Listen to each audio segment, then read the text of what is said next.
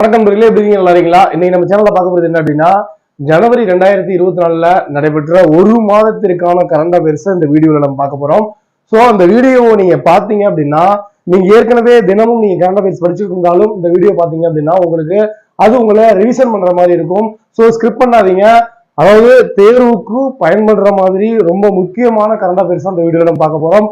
அதாவது எந்தெந்த கேட்டகரியில நம்ம இந்த வீடியோஸ் எந்தெந்த கேட்டகரியில நம்ம கரண்ட் அஃபேர்ஸ் பார்க்க போறோம் அப்படின்னா, ஃபர்ஸ்ட் தமிழ்நாட்டுல ஜனவரி மாசம் நடைபெற்ற நிகழ்வுகள், அதே போல ஜனவரி 2024ல இந்தியாவில் நடைபெற்ற நிகழ்வுகள், அதே போல வேர்ல்டு லெவல்ல சர்வதேச நிகழ்வுகள் ஜனவரி 2024ல என்ன நடைபெற்று இருக்கு அப்படிங்கிற விஷயத்த பார்க்க போறோம்.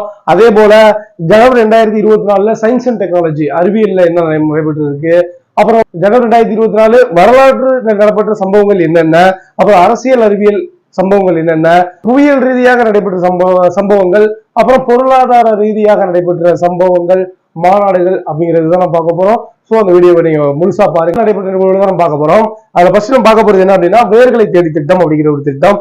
என்ன அப்படின்னா, இந்த திட்டத்தின் கீழ் கனடா, பிஜி, இலங்கை மற்றும் ஆஸ்திரேலியா ஆகிய நாடுகளில் இருந்து 58 புலம்பெயர் தமிழ் இளைஞர்கள் குழு தெரிவு செய்யப்பட்டது. ஓகேங்களா? ரொம்ப முக்கியமான விஷயம். எப்படி கேள்வி கேட்பாங்க அப்படின்னா, வேர்களை தேட திட்டத்தின் கீழ் எந்த நாடு வரவிடவில்லை, எந்த நாடு கிடையாது அப்படிங்கிற மாதிரி கேள்வி கேட்பாங்க.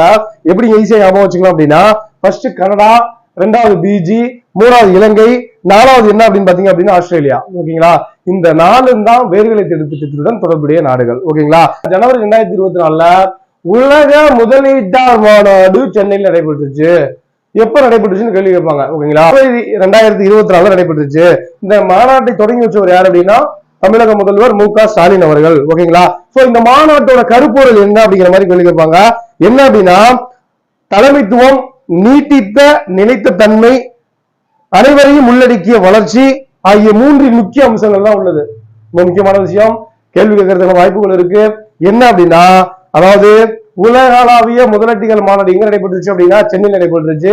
இதோட முக்கிய கருப்பொருள் என்ன அப்படின்னா, தலைமைத்துவம், நீட்டித்த நிலைத்தன்மை மற்றும் அனைவரையும் உள்ளடக்கிய வளர்ச்சி அப்படிங்கறத அதுக்கான முக்கியமான மோட்டோ அப்படிங்கிற மாதிரி கூட நம்ம சொல்லலாம். அடுத்து என்ன அப்படின்னா, உலக தமிழர் பொருளாதார மாநாடும் எங்க நடைபெற்றுச்சு அப்படின்னா சென்னை நடைபெற்றுச்சு. உலக தமிழர் பொருளாதார மாநாடும் சென்னை நடைபெற்றுச்சு. இது எத்தனாவது மாநாடு அப்படின்னா 10வது மாநாடு. அப்புறம் ரொம்ப முக்கியமான விஷயம், தமிழக அரசு விருது கொடுத்திருக்கு. ஒவ்வொரு வருஷமும் தமிழக அரசு அண்ணா விருது, பெரியார் விருது, காமராஜர் விருது, இது மாதிரிலாம் விருதுகள் எல்லாம் கொடுத்துக்கிட்டு இருப்பாங்க. சோ இந்த 2024ல 2023ஆம் ஆண்டுக்கான விருது கொடுத்தாங்க. அது ஈஸியா அப்படியே ஞாபகம் வச்சுக்கோங்க. என்ன அப்படின்னா, பேரறிஞர் அண்ணா விருது 2023ல அண்ணா விருது யார் கொடுத்தாங்க அப்படின்னா பத்தமடை பரமசிவம். ஓகேங்களா?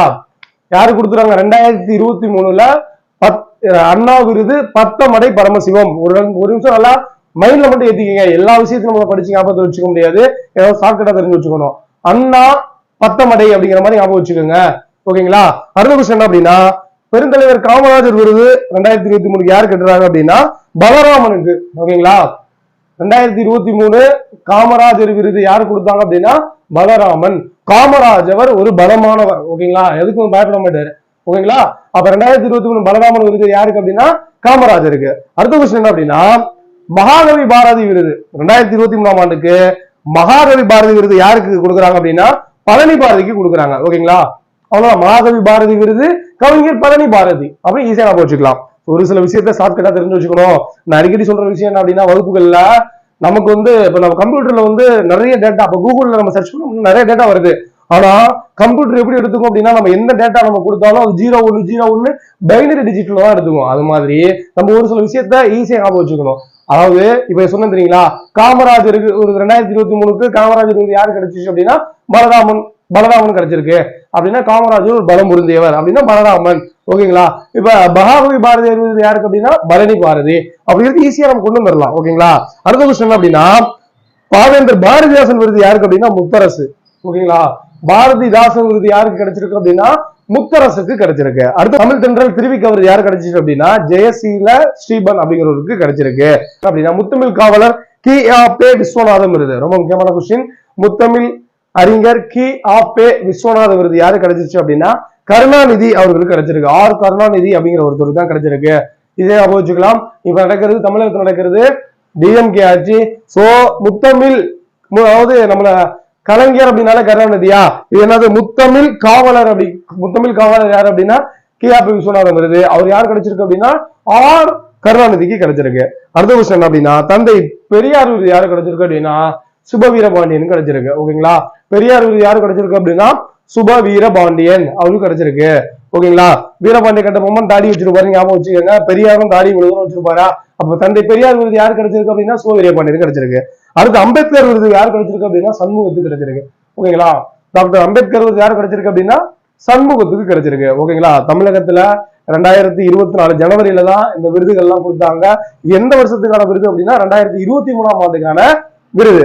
தமிழ்நாட்டுல 2024 நடைபெற்ற முக்கியமான நடப்பு நிகழ்வுகள் இதுதான். ஓகேங்களா, அப்படின்னா இந்தியாவில் அதாவது தேசிய அளவுல ஜனவரி 2024 நடைபெற்ற நிகழ்வுகள் தான் பார்க்க போறோம். இதையும் அப்படியே மைண்ட்ல வச்சுக்கோங்க, கண்டிப்பா கேள்வி கேட்பாங்க. அதுல ஃபர்ஸ்ட் நம்ம பார்க்க போறது என்ன அப்படின்னா இந்தியாவின் பெட்ரோலிய தலைநகரமாக குஜராத் அங்கீகரிக்கப்பட்டுள்ளது. ரொம்ப முக்கியமான விஷயம். அதாவது இந்தியாவின் பெட்ரோலிய தலைநகரமாக அறிவிக்கப்பட்டது எது அப்படின்னா குஜராத். ஜனவரி 2024 இந்தியாவின் மிக நீளமான கடல் பாலத்தை மாண்புமிகு பிரதமர் நரேந்திர மோடி அவர்கள் திறந்து வச்சாங்க. எங்க அப்படின்னு பாத்தீங்க அப்படின்னா மகாராஷ்டிராவில் உள்ள மும்பையில் அடல் பிகாரி வாஜ்பாய் அப்படிங்கிற ஒரு பாலம் தான் இந்தியாவில் மிக நீளமான கடல் பாலமாக இருக்கிறது. அடுத்து ரொம்ப முக்கியமான கொஸ்டின் கேட்கிறேன், எது அப்படின்னா இந்தியாவின் மிக உயரமான அணை எது அப்படின்னா பக்ரானாங்கல். இந்தியாவின் மிக நீளமான அணை எது அப்படின்னு பாத்தீங்க அப்படின்னா கிராகட்டில் இருக்கு. ஓகேங்களா, கிராகுட். ஓகேங்களா, அடுத்த கொஸ்டின் என்ன அப்படின்னா உலகின் மிக உயரமான அம்பேத்கர் சிலை ஒண்ணு திறந்திருக்காங்க. உலகின் மிக உயரமான அம்பேத்கர் சிலை திறந்திருக்காங்க. எங்க திறந்திருக்காங்க அப்படின்னு பாத்தீங்க அப்படின்னா ஆந்திரால திறந்திருக்காங்க. ஆந்திரால பர்டிகுலரா எப்படின்னா விஜயவாடால. ஓகேங்களா, எங்க திறந்திருக்காங்க? ஆந்திரால விஜயவாடாவில் அம்பேத்கர் சிலை, ஆந்திரா விஜயவாடா அப்படிங்கிற ஷார்ட்கட் ஞாபகம் வச்சுக்கோங்க. 24 தேசிய அளவில் நடைபெற்ற முக்கிய நிகழ்வுகளை பார்த்தாச்சு. அடுத்து இப்ப பார்க்க போறது என்ன அப்படின்னா சர்வதேச நிகழ்வு. பாத்தீங்க அப்படின்னா டென்மார்க்ல ஒரு புதிய மன்னரை தேர்ந்தெடுத்திருக்காங்க. இவர் யார் அப்படின்னு பாத்தீங்க அப்படின்னா மார்கரெட் 2 உடைய மகன். ஓகேங்களா, அந்த மார்கரெட் 2ங்கிறவர் தான் என்ன பண்ணிருக்காங்க அப்படின்னா டென்மார்க்ல 52 வருடங்களாக ராணியாக இருந்திருக்காங்க. இந்த டென்மார்க்குடைய இப்ப தேர்ந்தெடுக்கப்பட்டவர் யார் அப்படின்னு பாத்தீங்க அப்படின்னா படரிக். ஓகேங்களா, நல்லா ஞாபகம் வச்சுக்கோங்க. படரிக் அப்படிங்கிற ஒரு டென்மார்க்குடைய புதிய மன்னரா தேர்ந்தெடுக்கப்பட்டுள்ளாரு. அடுத்து ரொம்ப முக்கியமான விஷயம் என்ன அப்படின்னா 19வது அணிசேரா உச்சி மாநாடு. ரொம்ப முக்கியம். 19வது அணிசேரா உச்சி மாநாடு எங்க நடைபெற்றுச்சு அப்படின்னா உகண்டாவில் உள்ள கம்பாலாவில் நடைபெற்றது. கண்டிப்பா கேள்வி கேட்பான். 19வது அணிசேரா உச்சி மாநாடு எங்க நடந்துச்சு அப்படின்னா உகண்டாவில் உள்ள கம்போலாவில் நடைபெற்றுச்சு. அடுத்து ரொம்ப முக்கியமான விஷயம் என்ன அப்படின்னா வங்கதேசத்தின் புதிய மன்னர் யார்? அப்படி வங்கதேசத்தின் புதிய மன்னரா ஒருத்தர் தேர்ந்தெடுக்கப்பட்டிருக்காங்க. ஆனா இவங்க ஏற்கனவே 4 முறை பிரதமரா இருக்காங்க. இப்ப மறுபடியும் 5வது முறையா தேர்ந்தெடுக்கப்படுறாங்க. அவர் யார் அப்படின்னு பாத்தீங்க அப்படின்னா ஷேக் ஹசீனா. ஓகேங்களா, யாரு? ஷேக் ஹசீனா. அடுத்து ரொம்ப முக்கியமான விஷயம் என்ன அப்படின்னா ஜனவரி மாசத்துல நடைபெற்ற முக்கிய தினங்கள் அப்படிங்கிறத பார்க்க போறோம். முக்கிய தினங்கள் அது ஈஸியா நல்லா ஞாபகம் வச்சுக்கோங்க. அது ஒரு கொஸ்டின் கேட்கறதுக்கான வாய்ப்புகள் நிறைய இருக்கு. இப்ப ஒண்ணு அப்படிங்கிறது என்னன்னா DRDO நிறுவன தினம். ஓகேங்களா, DRDO எப்ப உருவாக்குனாங்க அப்படின்னா 1958 உருவாக்கி இருக்காங்க. ஓகேங்களா, எப்ப DRDO உருவாக்குறாங்க அப்படின்னா 1958 உருவாக்கி இருக்காங்க. அந்த DRDO 66வது நிறுவன தினம் தான் ஜனவரி 1 கொண்டாடப்பட்டுள்ளது. அடுத்த கொஸ்டின் என்ன அப்படின்னா ஜனவரி 4 அப்படிங்கிறது என்ன அப்படின்னா உலக பிரெய்லி தினம் அப்படிங்கிற மாதிரி கொண்டாடப்படுது. உலக பிரெய்லி தினம் அப்படின்னா என்ன? பிரெய்லி எழுத்து முறை அப்படிங்கிறது என்ன அப்படின்னா அதாவது கண்ணு தெரியாதவங்களுக்கு அவங்க கல்வி கற்கிற முறைக்கு பேரு தான் பிரெய்லி எழுத்து.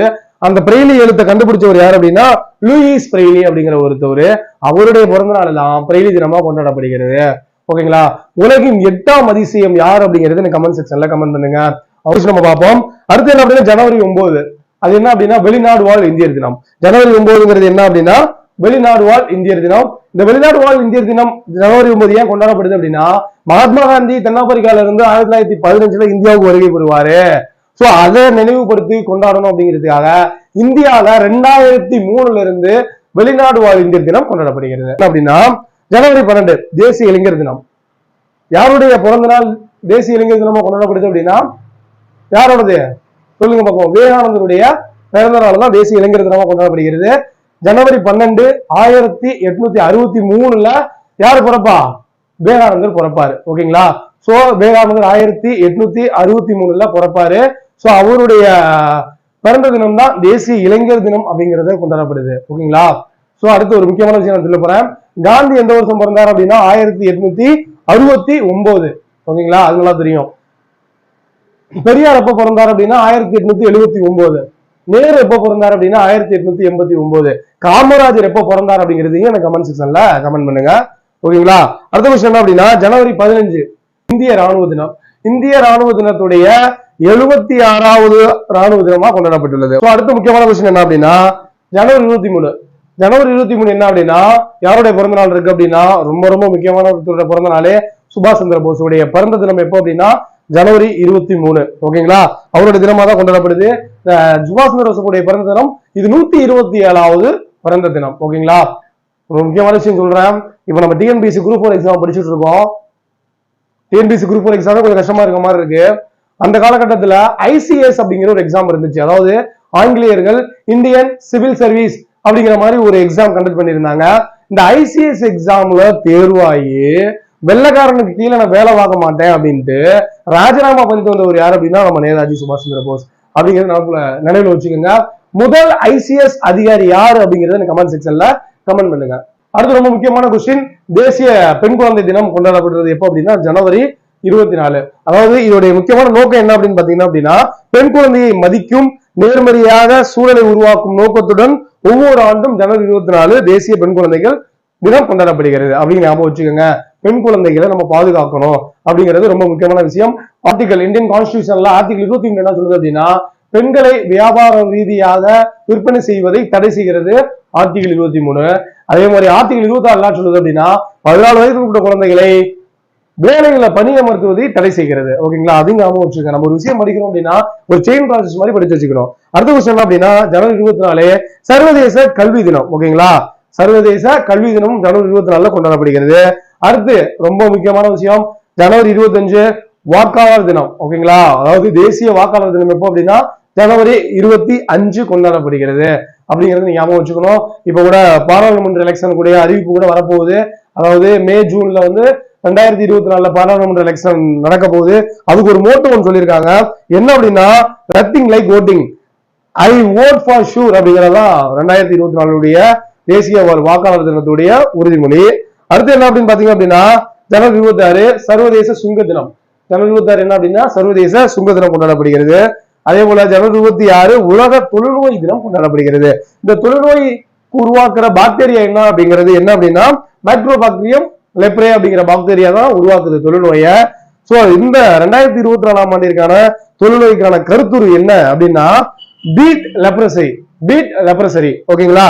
அடுத்த ஜனவரி 30 மகாத்மா காந்தியுடைய இறந்த நாள். அதாவது 1948 நாதராம் கோட்சே அப்படிங்கிற ஒருத்தவர் மகாத்மா காந்தியை சுட்டுட்டாரு. அந்த தினமா தான் தேசிய தியாகிகள் தினமாக கொண்டாடப்படுகிறது. சோடியோக்குள்ள இந்த ஜனவரி 2024 கரண்ட் அஃபேர்ஸ் முடிக்கலாம்னு பார்த்தேன். ஆனா நிறைய கிட்டத்தட்ட பாத்தீங்க அப்படின்னா ஒரு 20-25 நிமிஷத்துக்கு மேல தாண்டிருச்சு. சோ அதனால இது ஒரு பார்ட் 1 வீடியோவா இருக்கும்.